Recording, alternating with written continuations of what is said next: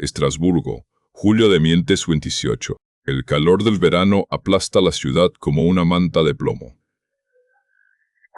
El Sacro Imperio Romano Germánico está sumido en la miseria.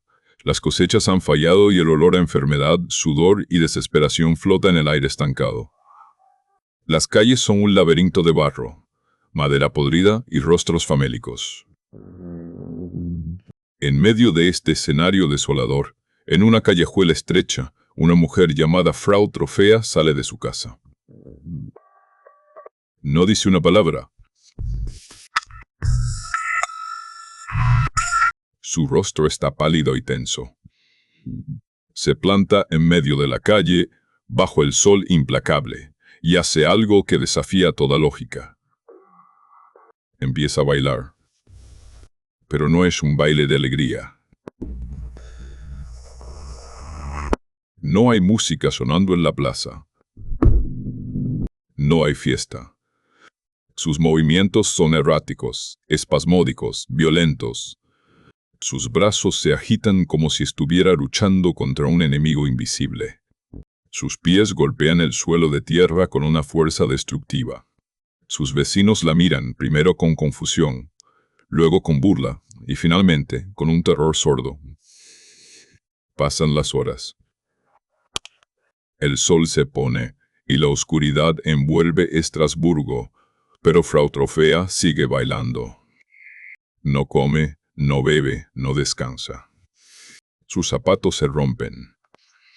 Sus pies descalzos comienzan a sangrar, dejando marcas rojas en el suelo con cada giro. Pero ella no se detiene. Su rostro es una máscara de agonía.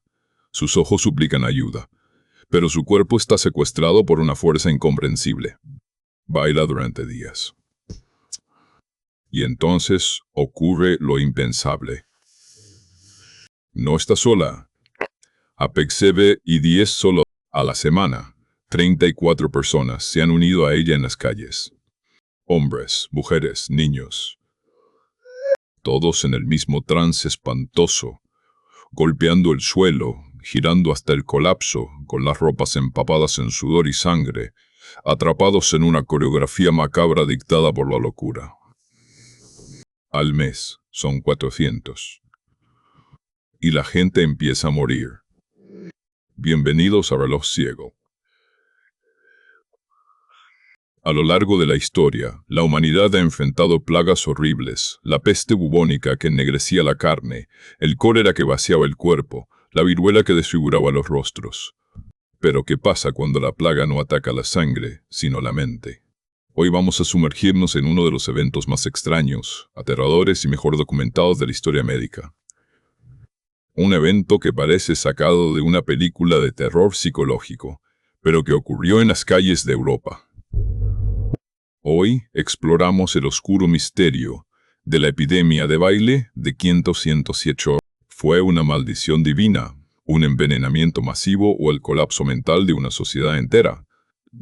Acompáñame a descubrir cómo 400 personas bailaron literalmente hasta la muerte. Acto A. La ciudad contagiada. Para entender la magnitud del terror que se apoderó de Estrasburgo, debemos visualizar la escena. Imagina una plaza de mercado medieval. Ahora, quita a los mercaderes y pone en su lugar a cientos de personas retorciéndose. Las crónicas de la época, escritas por médicos, sacerdotes y concejales de la ciudad, describen un espectáculo que helaba la sangre.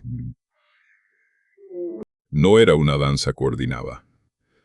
Era una marea de cuerpos en convulsión. Algunos saltaban como si el suelo estuviera en llamas. Otros giraban en círculos hasta que sus rodillas cedían y caían al barro, solo para arrastrarse y seguir moviendo los brazos. El ruido debía ser ensordecedor. Cientos de pies golpeando el suelo, respiraciones agitadas, quejidos de dolor, el crujido de huesos fracturados por el esfuerzo extremo, y sobre todo el llanto. Porque ese es el detalle más perturbador que los historiadores modernos han rescatado de los textos antiguos. Los bailarines no querían bailar. A diferencia de las sectas religiosas o los cultos extáticos, donde la gente baila para alcanzar el éxtasis divino, las víctimas de Estrasburgo estaban aterrorizadas. Lloraban. Suplicaban a los sacerdotes que los salvaran. Sus mentes estaban conscientes de la agonía que estaban sufriendo, pero sus cuerpos se negaban a obedecer las órdenes del cerebro. Estaban prisioneros dentro de su propia piel. Para el mes de agosto, el calor era asfixiante y la epidemia alcanzó su punto crítico. Los corazones de los bailarines comenzaron a fallar. Las crónicas estiman que, en el pico de la tragedia, morían hasta 15 personas al día. Caían fulminados por infartos de miocardio, derrames cerebrales o colapsos por agotamiento y deshidratación extrema. Los cadáveres eran retirados de las calles en carretas, pero los espacios vacíos eran rápidamente ocupados por nuevos ciudadanos que, de repente, sentían el impulso incontrolable de unirse al aquelarre. El ayuntamiento de Estrasburgo entró en pánico. Estaban perdiendo el control de la ciudad. Los gremios dejaron de trabajar. Los mercados cerraron. El pavor se contagió a las élites. ¿Qué estaba causando esto? En el siglo XVI, la ciencia médica estaba en su infancia, y la línea que separaba la medicina de la teología y la superstición era increíblemente fina. Las autoridades llamaron a los médicos más respetados de la región. Los galenos observaron a los enfermos, tomaron sus pulsos erráticos, miraron sus ojos inyectados en sangre y llegaron a un diagnóstico basado en la teoría de los 4 humores de la antigua Grecia. Su conclusión fue tan errónea que terminó firmando la sentencia de muerte de decenas de personas. Dijeron que la plaga se debía a sangre caliente. Según la medicina de la época, el cerebro de los afectados se había sobrecalentado debido a un exceso de sangre hirviendo. La lógica dictaba que la única forma de enfriar esa sangre y curar la enfermedad era, sorprendentemente, quemar esa energía. En otras palabras, los médicos aconsejaron que la mejor cura para el baile incontrolable era más baile. Acto segundo, la cura que mató si la situación ya era surrealista. La respuesta de las autoridades de Estrasburgo la convirtió en una auténtica pesadilla distópica. Creyendo ciegamente a sus médicos, el consejo de la ciudad decidió facilitar la cura. Ordenaron despejar los mercados y los salones de los gremios. Contrataron carpinteros para que construyeran grandes escenarios de madera en las plazas públicas, para que los afectados tuvieran un suelo adecuado donde golpear sus pies. Pero fueron un paso más allá. Pensaron que si los enfermos bailaban a su propio ritmo, tardarían demasiado en agotarse. Necesitaban acelerar el proceso. Así que el ayuntamiento utilizó dinero público para contratar a docenas de músicos profesionales. Trompetistas, tamborileros y tañedores de laúd fueron colocados en los escenarios, con órdenes estrictas de tocar música alegre, rápida y constante, día y noche, en turnos rotativos. También contrataron a hombres fuertes, una especie de bailarines de apoyo, para que sostuvieran a los enfermos cuando tropezaran y los mantuvieran en movimiento. Imagina la escena grotesca. Es el infierno en la tierra disfrazado de festival. Los escenarios de madera están manchados de sangre y sudor.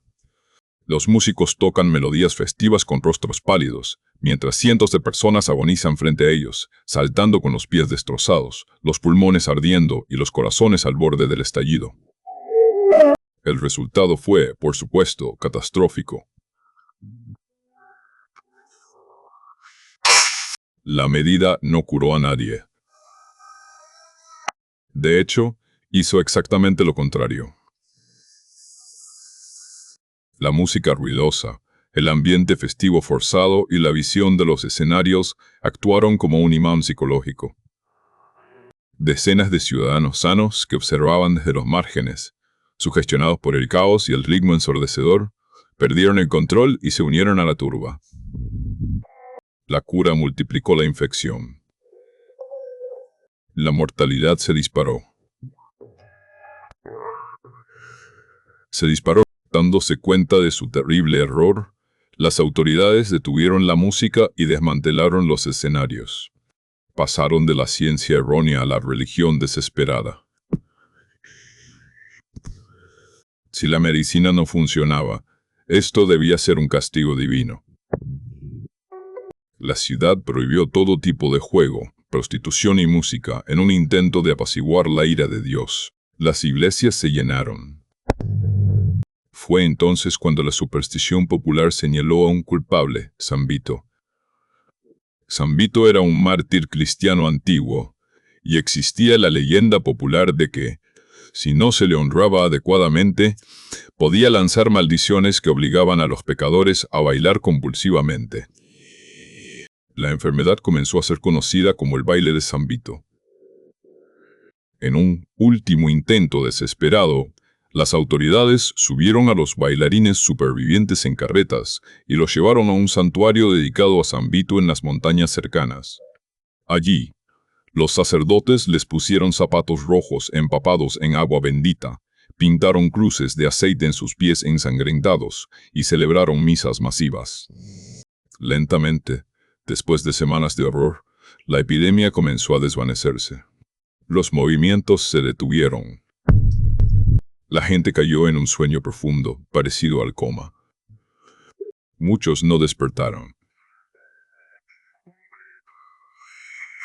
Los que sobrevivieron quedaron con secuelas físicas y traumas psicológicos de por vida. El silencio volvió a Estrasburgo. Acto 3, desmontando el misterio la verdad histórica, pero en Reloj Ciego no nos conformamos con la versión de la maldición de un santo. Queremos saber qué pasó en los cerebros y cuerpos de esas 400 personas. El siglo XVI nos dejó los documentos, pero el siglo XVII tiene la ciencia para interpretarlos. A lo largo de los años, investigadores, sociólogos y médicos han debatido ferozmente sobre la verdadera causa de la epidemia de baile de 597. Y hay dos grandes teorías científicas que compiten por explicar este horror. La primera es la teoría del envenenamiento por ergotismo, también conocido en la Edad Media como el fuego de San Antonio. El ergot o cornezuelo es un hongo parásito que crece en los tallos del centeno, cuando hay inviernos muy húmedos seguidos de veranos cálidos, exactamente el clima que tuvo Alsacia ese año. Los campesinos pobres, que no podían permitirse trigo, hacían su pan con harina de centeno contaminada. ¿Cuál es el problema con este hongo? Que el cornezuelo del centeno contiene un alcaloide llamado ergotamina. Y la ergotamina es el químico natural del que el científico Albert Hofmann sintetizó, siglos después, la droga alucinógena. Según esta teoría, cientos de personas en Estrasburgo estaban, literalmente, sufriendo un viaje masivo y espantoso de ácido. El ergotismo causa alucinaciones visuales y auditivas aterradoras, espasmos musculares violentos y una restricción de los vasos sanguíneos que da la sensación de que las extremidades se están quemando, de ahí lo del fuego de San Antonio. Esto explicaría por qué los bailarines parecían luchar contra enemigos invisibles y por qué saltaban como si pisaran carbones ardiendo. Es una teoría fascinante y ha sido utilizada para explicar otros misterios históricos, como los juicios de las brujas de Salem. Sin embargo, los expertos en toxicología modernos han encontrado una falla crucial. El ergotismo es extremadamente tóxico y restringe tanto el flujo sanguíneo que las víctimas suelen desarrollar gangrena en cuestión de días. Una persona envenenada con ergotamina estaría retorciéndose de dolor en el suelo, sin flujo de sangre a los músculos. Físicamente, es casi imposible que pudieran tener la resistencia cardiovascular para bailar continuamente durante una semana entera. El veneno los habría matado o incapacitado mucho antes. Así que, si descartamos el pan alucinógeno, nos queda la segunda teoría. Una verdad que es, si lo pensamos bien, mucho más escalofriante, porque demuestra la inmensa y aterradora fragilidad de la mente humana. Hablamos del trastorno psicogénico masivo, lo que comúnmente llamamos histeria colectiva. Para que la histeria colectiva estalle, se necesitan condiciones muy específicas. Imagina un bosque seco esperando una chispa. Estrasburgo en 628 era ese bosque. Ponte en la piel de un ciudadano de esa época. En los años previos a la epidemia, la región de Alsacia había sufrido una secuencia apocalíptica de desastres. Heladas severas y sequías habían destruido las cosechas. La hambruna era tan extrema que, según los registros de los monasterios locales, hubo casos confirmados de madres abandonando a sus hijos en el bosque porque no podían alimentarlos, y viajeros asesinados en los caminos para robarles un mendrugo de pan. A esto se sumó la llegada de una enfermedad nueva y brutal traída desde el Nuevo Mundo, la sífilis, que pudría la carne de los enfermos en vida. Añade también brotes de lepra y la constante opresión financiera de una iglesia corrupta que exigía diezmos, aunque la gente se muriera de hambre. Los habitantes de Estrasburgo estaban sometidos a niveles de estrés y desesperación psicológica que hoy nos resultan incomprensibles. Creían firmemente que Dios los había abandonado. Vivían en la certeza de que estaban rodeados de demonios y santos iracundos, listos para castigarlos. Sus mentes estaban al límite de la ruptura. Y entonces, la chispa. Frau Trofea. Tal vez ella sufrió un colapso nervioso individual. Tal vez tuvo un episodio epiléptico prolongado. No lo sabemos. Pero lo que sí sabemos es cómo reaccionó el cerebro de quienes la miraban. En psiquiatría se conoce como contagio emocional. Cuando un grupo de personas que comparte las mismas creencias religiosas, los mismos miedos profundos y el mismo nivel extremo de agotamiento y hambre presencia un comportamiento anómalo, el cerebro puede desconectar la voluntad consciente como un mecanismo de defensa. Es como un cortocircuito. La mente, incapaz de procesar más trauma, se disocia del cuerpo y entra en un estado de trance. Los ciudadanos creían que San Vito podía hacerlos bailar, así que cuando vieron a alguien bailar, su subconsciente aceptó la maldición como real, y sus propios cuerpos replicaron el síntoma involuntariamente. No estaban fingiendo. Para ellos, la compulsión de moverse era tan real como el latido de sus propios corazones. Fue una epidemia de estrés. Una manifestación física de una sociedad que se estaba quebrando bajo el peso de la miseria y el miedo religioso. El dolor de los pies sangrantes era el único escape de una realidad que era mucho más dolorosa. Conclusión. El eco de los pasos, la plaga del baile de 518, no fue la única de su tipo. Hubo docenas de brotes similares a lo largo de los ríos Rin y Mosela durante la Edad Media, aunque ninguno tan mortal, tan masivo ni tan bien documentado como el de Estrasburgo. Y desaparecieron misteriosamente a principios del siglo XVIII, coincidiendo con el fin de la creencia medieval en los santos que maldecían y el avance de la medicina moderna.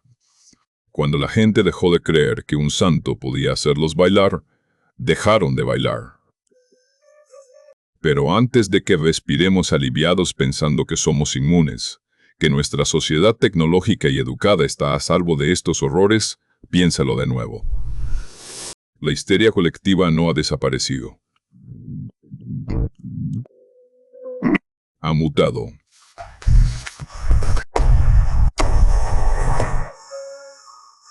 En 1962, en Tanzania, se desató una epidemia de risa incontrolable en una escuela de niñas que duró meses y obligó a cerrar docenas de pueblos, impulsada por el estrés de un país recién independizado.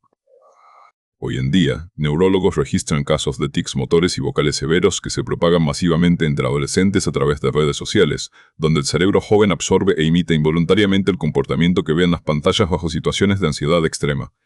La forma del trance ha cambiado, pero el mecanismo es exactamente el mismo. El cerebro humano es un órgano poderoso y oscuro. Cuando el miedo colectivo, la incertidumbre y la desesperación empujan a la mente contra la pared, esta es capaz de rebelarse contra su propio cuerpo. La historia de los 400 bailarines de Estrasburgo nos deja una advertencia silenciada por los siglos. Nos recuerda que no importa cuán fuertes creamos ser, La realidad que experimentamos pende del delicado hilo de nuestra salud mental. Y cuando el mundo exterior se vuelve demasiado insoportable, la mente encontrará una forma de escapar, incluso si esa forma implica bailar sobre el abismo hasta que el corazón se detenga. Esto ha sido Reloj Ciego.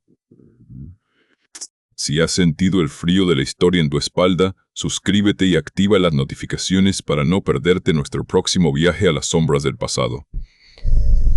Deja en los comentarios qué piensas.